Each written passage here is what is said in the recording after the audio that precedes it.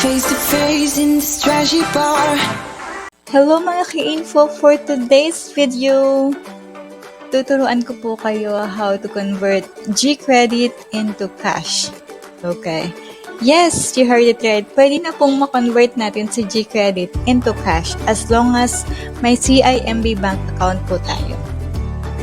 And by the way guys, sa CIMB ay yung bank ng GSave po natin. So if ginagamit natin yung GSave sa GCash, meron po tayong CIMB account.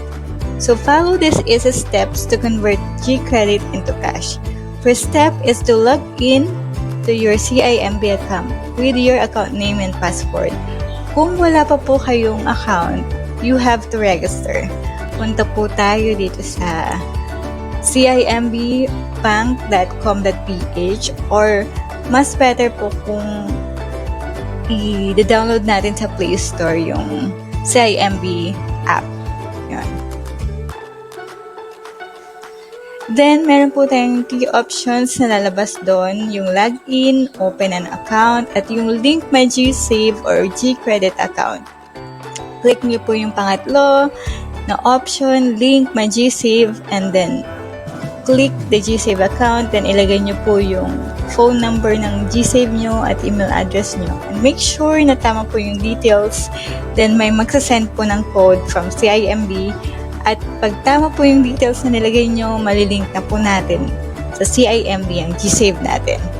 Okay, so naka-register na kayo, naka-login na kayo sa CIMB. The second step to do is to click Cash In.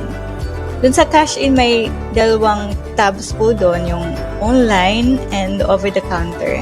And i-choose po natin yung over the counter. Then, choose po yung other payment center. And then, click po yung, hanapin po natin yung ECPay. Ilalabas doon yung amount. Make sure na sufficient yung GCredit amount nyo. So, ilalagay nyo o i-input yung amount dito. Let's say, ang GCredit nyo ay 3,000. So, dapat yun yung ilalagay yung amount dun sa i-input yung amount, okay?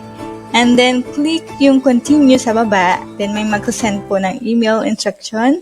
Follow the instructions and make sure na may access kayo at mabuksan nyo ang email nyo na ginamit nyo sa pag-sign in sa CIMB. Okay? And then, pag na-click nyo ng email instructions, may makikita kayong reference number. And get the reference number, copy nyo na lang para hindi magkamali. And then, log in sa GCash nyo. Sa GCash po go to bills, then search billers, type Dragon Pay, and to link in or i-click ang Dragon Pay. Then, put the amount at eto na. You need to be very careful sa pag-input ng reference number. Double check kung accurate and put your contact number and click continue. Okay. Then make sure na papalitan nyo ang GCredit yung payment method nyo. Then click next.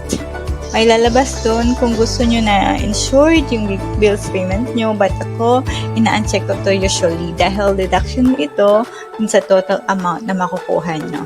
Okay? So the next step is to check kung pasok na sa GSave nyo na nakalink sa CIMB account.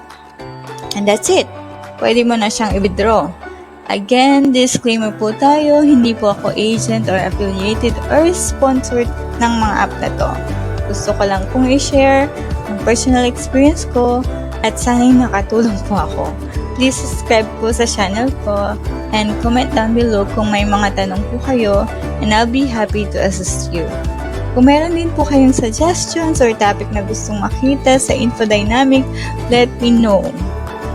Thanks and have a great day ahead.